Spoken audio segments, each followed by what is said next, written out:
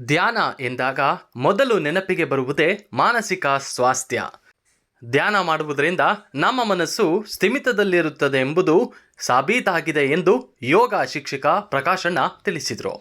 ಪಟ್ಟಣದ ಯೋಗ ಮಂದಿರದಲ್ಲಿ ಶ್ರೀ ಪತಂಜಲಿ ಯೋಗ ಶಿಕ್ಷಣ ಸಮಿತಿ ಹೇಮಾವತಿ ವಲಯ ಮಧುಗಿರಿ ಶಾಖಾ ವತಿಯಿಂದ ಚೊಚ್ಚಲ ವಿಶ್ವ ಧ್ಯಾನ ದಿನಾಚರಣೆ ಅಂಗವಾಗಿ ಯೋಗಾಭ್ಯಾಸ, ಗಣಪತಿ ನಮಸ್ಕಾರ, ಸೂರ್ಯ ನಮಸ್ಕಾರ, ಅಗ್ನಿಹೋತ್ರ, ಪ್ರಾಣಾಯಾಮ ಹಾಗೂ ಧ್ಯಾನ ಕಾರ್ಯಕ್ರಮ ಸಂಪನ್ನವಾಗಿ ನಡೆದ ಕಾರ್ಯಕ್ರಮದಲ್ಲಿ ಪಾಲ್ಗೊಂಡು ಮಾತನಾಡಿದರು. ಸಂದರ್ಭದಲ್ಲಿ ಪುಟ್ಟನರಸಪ್ಪ, ಮುಖ್ಯ ಶಿಕ್ಷಕ ಆನಂದ್, ಶಿಕ್ಷಕರುಗಳಾದ ಗೀತಾ ನಾಗರಾಜು, ವಿಜಯಲಕ್ಷ್ಮಿ, ರಮೇಶ್, ಅಶ್ವಿನಿ ಹಾಗೂ ಯೋಗ ಬಂಧುಗಳು ಉಪಸ್ಥಿತರಿದ್ದರು.